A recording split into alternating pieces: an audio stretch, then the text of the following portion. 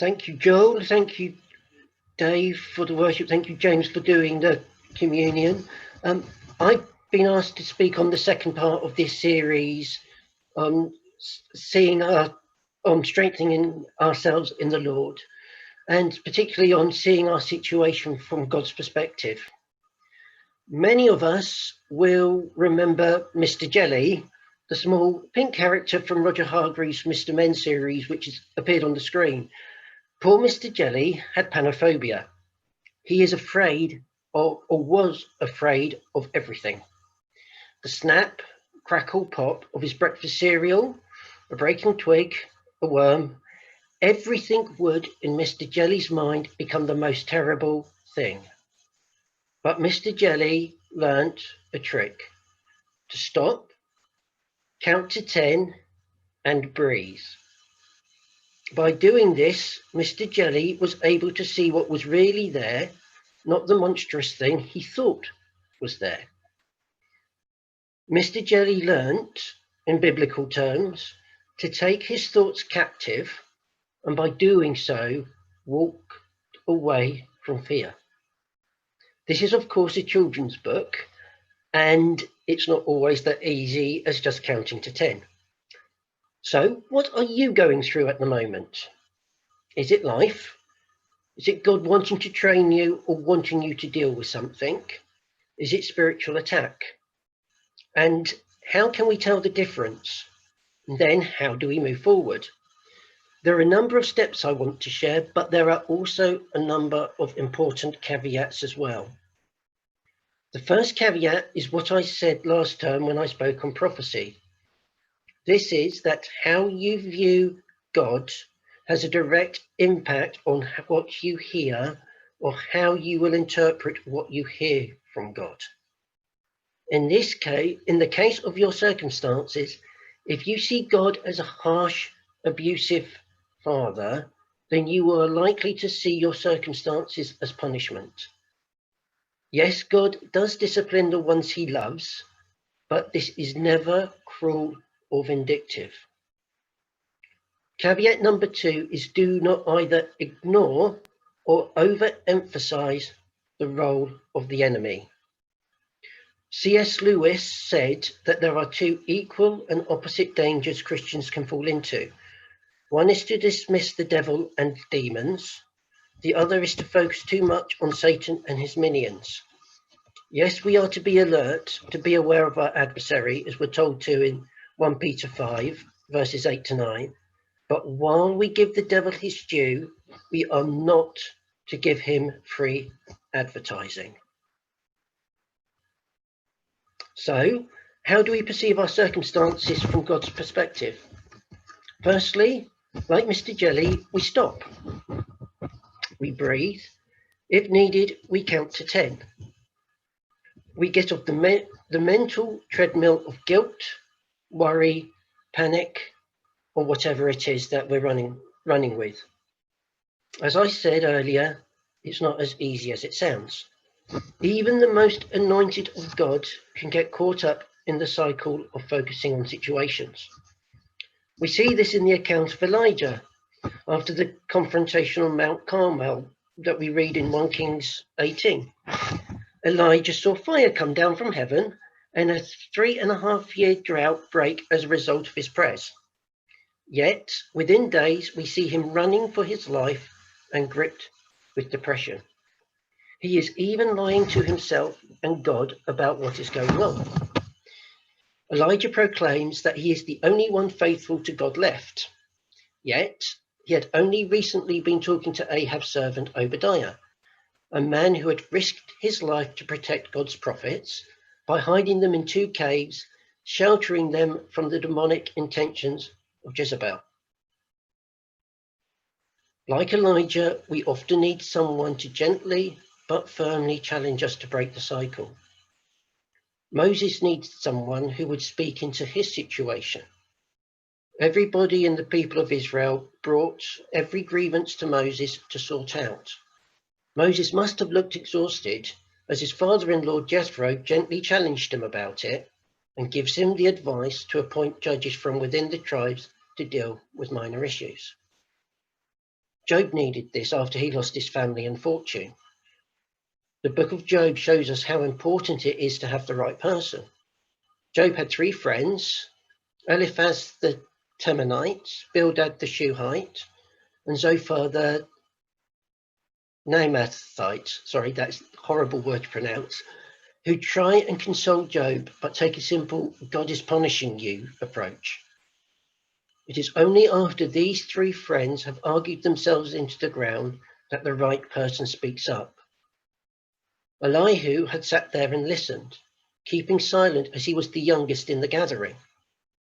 But rather than challenging Job with what he might or might not have done, Elihu challenges Job to look beyond himself, to the work of God, to stop the navel gazing and to look out from himself and up to God. This takes me to the second step, which is found in Psalm 46:10. Be still and know that I am God. We cannot know God's perspective if we do not ask him. After Elihu called Job out from himself, God spoke to Job. While we are looking in on ourselves, we cannot see what God is doing. We cannot hear what God is saying. Last November, I expressed quite forcibly on social media my concerns on how some prophets, apostles, and prayer leaders in the USA were reacting to the presidential election results.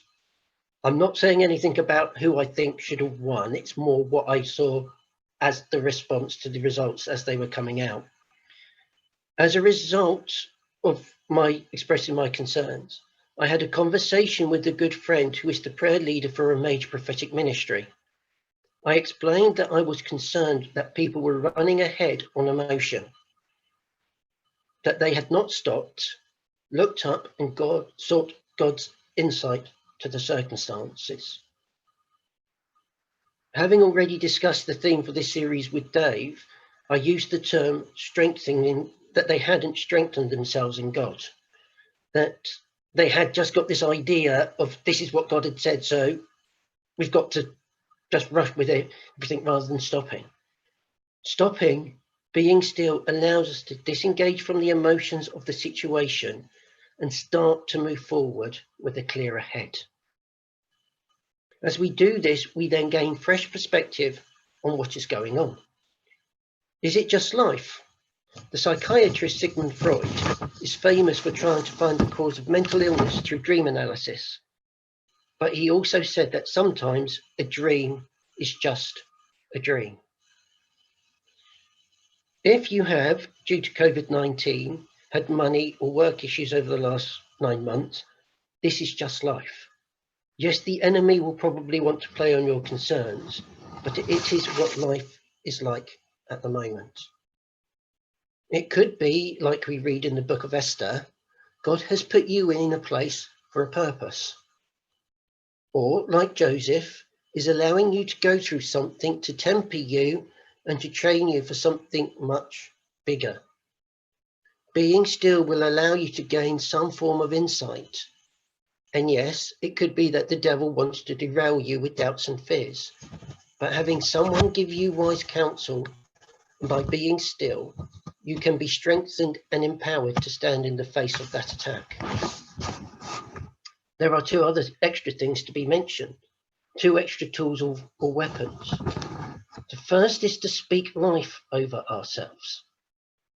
This is what we've been doing over these last few weeks as we've been speaking blessings over ourselves. I've got at home on the wall above my bed, I've written out the major prophetic words that people have spoken over me over the years that have yet to be fulfilled. And I'm declaring those over myself every day as part of this speaking life. This is part of what Paul describes in 2 Corinthians 10:5 as taking thoughts captive. You may be aware of the concept of self-fulfilling prophecy. This is usually negative statements, or usually used to refer to negative statements spoken over a child that drags the child down so they live out those statements. But as negative words can bring a child down, so positive statements can build a child up. Proverbs 18:21 tells us that the life and death are in the power of the tongue. An example of this is a song from the musical The King and I. Anna, who is going to become governess to the King of Siam, sings, "Whenever I feel afraid, I hold my head erect and whistle a happy tune so no one will suspect I'm afraid." Later in the same song she sings, "The result of this deception is very strange to tell, for when I fool the people I fear, I fool myself as well." Not only does Anna convince herself she has confidence, convince others she has confidence, she convinces herself. The same is true of the words we speak over ourselves. People spend thousands of pounds getting this advice from life coaches who explain how we think and how we feel, our emotions create how we act. But all it is taking our thoughts captive. The last weapon or tool, and my last point, is that by doing all this, we can add an extra layer of strength when we ask, how can I glorify God through this? This is powerful spiritual warfare, as the aim of the enemy is to take the worship of God, the glory of God, for himself. Revelation 19:10 tells us that the spirit of prophecy is the testimony of Jesus. True prophecy points to Jesus. So should our actions. St. Francis of Assisi said, "Preach the gospel at all times, when necessary, but use words." By doing this, we will find, as I have, people want to know why you are so calm in the storms of life. The final thing, this attitude of how can I glorify God through this, is that it changes our attitude. Instead of being a victim or a slave to what is going on, we become a servant. This does not change the horror, the importance of what we are going through, but it changes how we respond to it.